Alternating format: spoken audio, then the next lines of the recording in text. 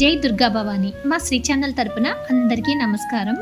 ఆషాఢ మాసంలో పౌర్ణమికి ముందుగా వచ్చే శుక్రవారం రోజు కాళ్ళమండలం కోమటిగుంట గ్రామంలో వేంచేసి ఉన్న శ్రీ శ్రీ విజయ కనకదుర్గమ్మ వారికి శాకంబరి అలంకరణ అయితే చేయడం జరిగింది.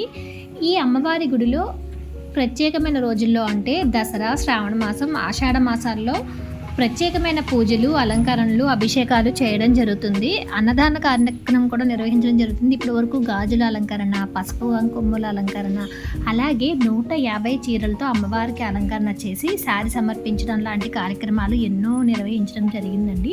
అమ్మవారి గుడిలో ప్రతి కార్యక్రమం కూడా చాలా అంగరంగ వైభవంగా చేసినట్టు గ్రామ ప్రజలంతా కూడా కలిసి చేసుకుంటారు.